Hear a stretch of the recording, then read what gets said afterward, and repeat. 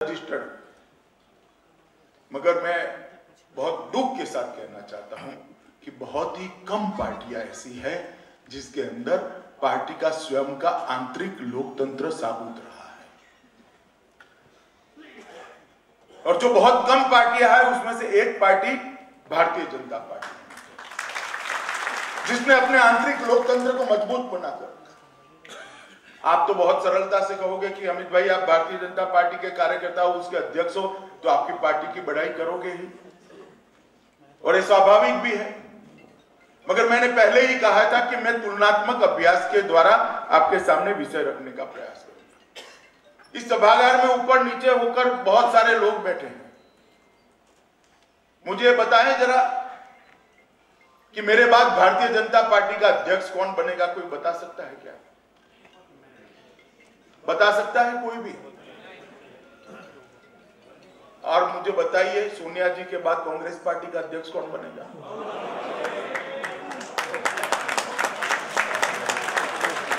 अरे भैया चुनाव भी नहीं है, वो आपने अध्यक्ष बना दिया,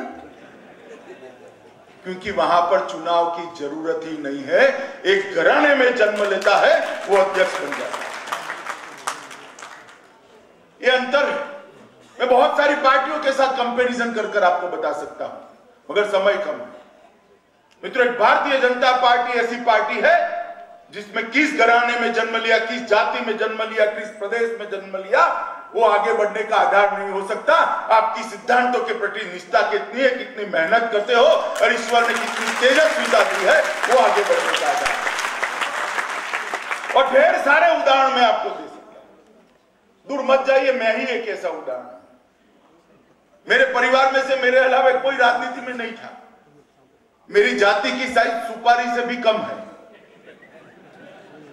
और मैं एक ऐसे छोटे से कार्यकर्ता नाते काम करते करते आगे बढ़ा हूं। मेरी कैरियर मैंने संघवी हाई स्कूल के 297 नंबर के बूथ के अध्यक्ष से नाते शुरू कर आज मैं राष्ट्रीय अध्यक्ष बना। पोस्टर लगाते लगाते, पर्दा लगाते लगाते, डंडा खाते खाते, झंडा लेकर आगे बढ़ते बढ़ते आज मैं राष्ट्रीय अध्यक्ष बना हूं। और मुझे गर्व है वो सिर्फ और सिर्फ भारतीय जनता पार्टी में हो सकता है,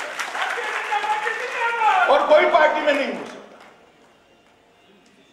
देश के सबसे गरीब घरों में से एक घर में जन्मा हुआ आदमी, जिनके पिताजी चाय का ठेला चलाते थे, वो अपने मेरिट्स के आधार पर, अपनी तेजस्विता के आधार पर, अपने परिश्रम के आधार पर आज देश का 125 करोड़ देश का प्रधानमंत्री बनकर देश का नेतृत्व करता है, क्योंकि ये भारतीय जनता पार्टी है। और जिन पार्टियों ने अपने आंतरिक लोकतंत्र को ही बचाकर नहीं रखा, वो देश के लोकतंत्र की रक्षा नहीं कर सकती। और जो पार्टियां घरानेशाही के आधार पर चलती है, उसमें टैलेंट को आगे बढ़ने का रास्ता नहीं होता है, तेजस्विता के लिए मार्ग प्रशस्त नहीं होता है। और जिन पार्टियों के अंदर टैलेंट को रोक कर रख दिया जाता है, टैलेंट को घुटने टिका दिए जाते हैं, वो पार्टियां राज्य और देश का भला नहीं कर सकती। और इसलिए मैं कहता हूं कि भारतीय जनता पार्टी के अंदर आंतरिक लोकतंत्र आज भी साबुत हो है। हर 3 साल में बूथ से लेकर राष्ट्रीय अध्यक्ष तक का चुनाव होता है, और वो चुनाव कार्यकर्ता मिलकर करते हैं और कार्यकर्ता के परफॉर्मेंस के आधार पर करते हैं।